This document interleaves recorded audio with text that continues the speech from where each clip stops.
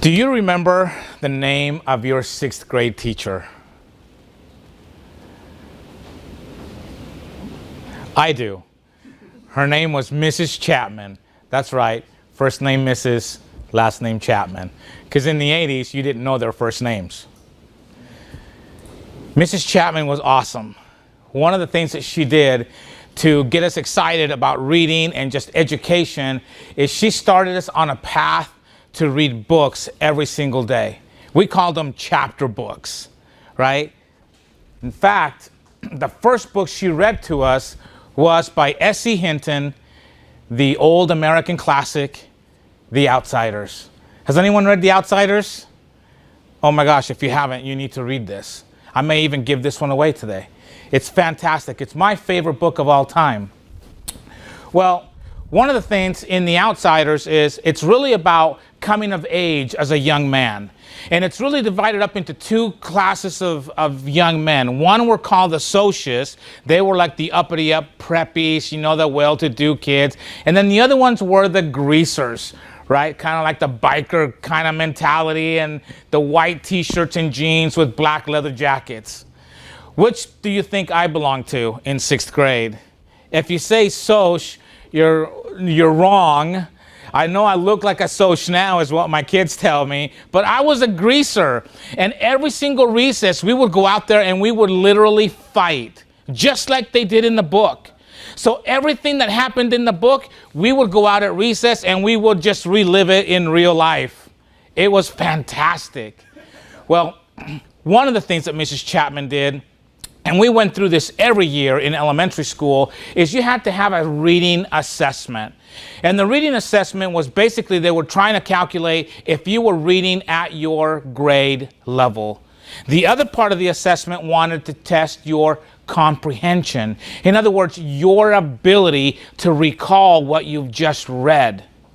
Well, I was pretty excited. I got up there, sat down on her beanbag, and started my assessment. Mrs. Chapman looked a little puzzled. I never liked it when she would give me one of these looks. It's always disconcerting. She charted or tried to chart my scores on her graph paper. That's right, everybody. This was before computers. I know my kids think it's a dinosaur age. It wasn't. We just called it the 1980s. Okay? But she started to graph my scores, or tried to graph my scores. My reading score was so negative, along with my comprehension score, that she did not have room on the far left column of her paper to graph my score. So now, as a sixth grader, I've got a major problem. I can't read in my native tongue, which is Spanish. And now I can't read in my new tongue, which is English. Can you imagine your life today if you could not read? Can you imagine what that would mean for your life? Mrs. Chapman would not give up. She focused on three principles that I want to talk to you about today: passion, purpose, and perseverance. Not only her passion as a teacher, but she wanted to find out what I was passionate about. See, coming from another country, I was excited, and my friends were talking about superheroes, and I had no idea what a superhero was, because growing up, my superhero was Pelé, the soccer player, the Brazilian soccer player. That was the only superhero I knew of. But these guys were talking about Superman and Spider-Man and Captain America and so on and so forth. And I had no idea. I was just discovering superheroes. Well, Mrs. Chapman said, you obviously can't read chapter books, but we're going to get you started with something that you can read. Mrs. Chapman came to school the next day and brought a comic book, a Captain America comic book.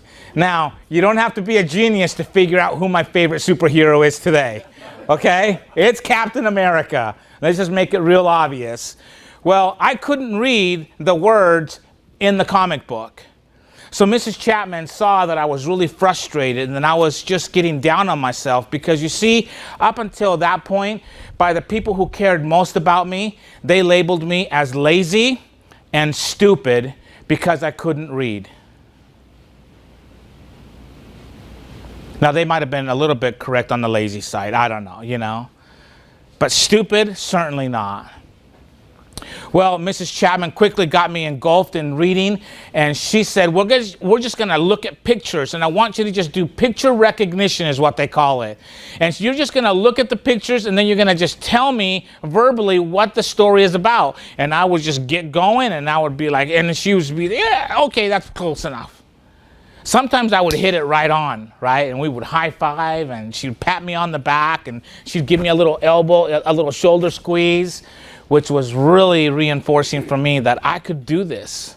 There's a possibility that I could learn to read. Now, we did this the entire 6th grade year, and I want to tell you that by the end of 6th grade, I could read comic books fairly well. But I would also like to report to you that by the end of high school, I never again encountered a Mrs. Chapman. I never again encountered a teacher who had passion for teaching, who had passion for her or his profession as a teacher, who even cared about what my passions were. See, Mrs. Chapman cared. She figured it out. She could take her passion for teaching, her love of teaching and molding young minds, and discover that this young kid has a passion for superheroes, and to incorporate those two passions to get that young student reading. The second principle, do you remember what it was? It's purpose, right? What was her purpose? You know, in today's society, we call it our why. And I always like to challenge teachers, why are you doing this? Why are you teaching? It certainly isn't for the money. It's not because you get summers off. Because I really don't know of a single teacher who just, you know, lounges around in their underwear, sipping martinis during the summer. They're working, they're doing something else, right? So it's not because of that. So what is your why as a teacher? Why did you jump into this profession that is extremely difficult? Because in today's society, you're not just a teacher. You're a counselor, practically a parent, friend, you're all these other labels. You're a counselor. You're so much more than just a teacher. So then why? That's what you need to discover. Mrs. Chapman had discovered it. And because she discovered her why she became a teacher, she could couple that with her passion, and she could then go and teach. See, I wasn't the only student in her class of 32 kids that needed one-on-one help. Can you imagine being responsible for 32 other minds? You can't do that if you don't have passion and if you don't know why, if you don't know your purpose. Now, the third thing was perseverance.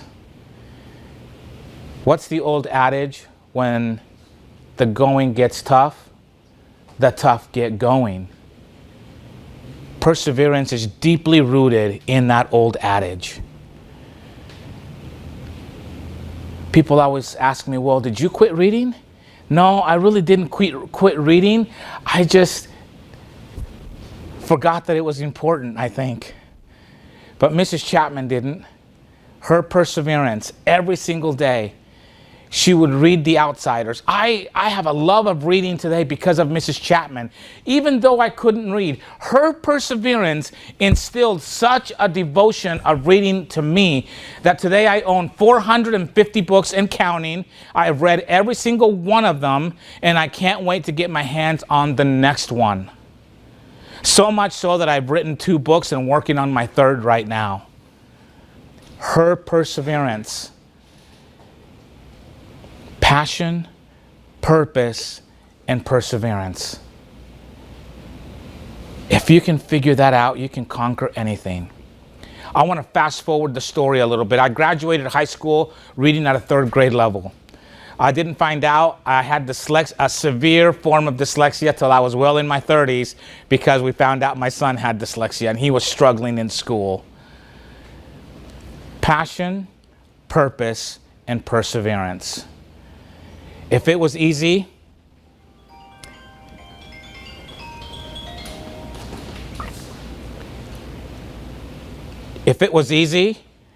everyone would do it. And it wouldn't be special. Remember those 3 key words: passion, purpose, and perseverance. And be a Mrs. Chapman to someone else's life.